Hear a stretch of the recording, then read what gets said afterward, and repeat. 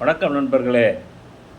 நடைபெற்ற பாராளுமன்ற தேர்தலில் திராவிட முன்னேற்றக் கழகத்துக்கு 40க்கு 40 பெரும்பான்மையான வெற்றி கொடுத்த மக்களுக்கு நான் முதல்ல நன்றியை தெரிவிச்சுக்கிறோம். இன்றைக்கி வெற்றி பெற்ற நாங்கள் கூட தளபதி நேற்று சொல்லும் போது சொல்கிறார், தமிழக முதலமைச்சர் சொல்கிறாரு, வெற்றி கொண்டாட்டம் ஆடம்பரம்லாம் வேண்டாம், எளிமையாக கொண்டாடுங்கன்னு சொல்கிறாங்க. ஆனால் இந்த ஆடு ஒன்று இருக்குது பாரு, ஆடு அது பார்த்திங்கன்னா சட்டமன்ற தேர்தலே ஒன்று காலி பண்ணிட்டாங்க. இப்போ எம்பி தேர்தலில் கோயம்புத்தூரில் உனக்கு ஓட அடிச்சிருக்கிறாங்க. இப்போ அது சொல்லுது, என்ன சொல்லுதுன்னு கேட்டிங்கன்னா, ஆடு கலைஞர் பேரை சொல்லுது, ஒழுங்காக பேசு ஆடு, ஒழுங்காக பேசு.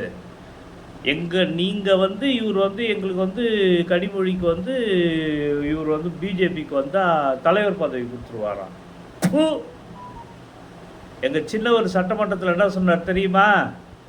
எடப்பாடி பழனிசாமி காராண்ட அடிக்கடி போயிட்டு இருந்தார். அப்போ சொன்னார், மாண்புமிகு எதிர்கட்சி தலைவர்களே, என் கார் வேணா எடுத்தும் போங்க, போகிறது கமலாலயம் போயிடாதீங்கன்னார். அந்த உணர்வு பார்த்தியா? எங்ககிட்ட நீ சொல்கிறியா? உனக்கு ஒழுங்காக பதவி இருக்குதா பார்.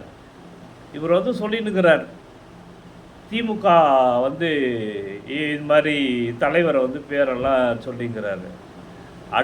ஆடு வேண்டாம், திமுக காரை இறங்கிட்டானா நீ தாழ மாட்ட. அதனால் எச்சரிக்கை சொல்கிறோம். கலைஞர்ன்ற ஒரு மிகப்பெரிய தலைவர், கலைஞருடைய நூற்றாண்டு நிறைவு விழாவை இன்றைக்கி திராவிட முன்னேற்ற கழகம் தமிழறிஞர்கள் இன்றைக்கு போற்றி கொண்டு இருக்கிறார்கள். இந்த நேரத்தில் இந்த நக்கல் பேச்செல்லாம் நிறுத்திக்கணும்னு சொல்லி உனக்கு கண்டனத்தை தெரிவிக்கிறேன்.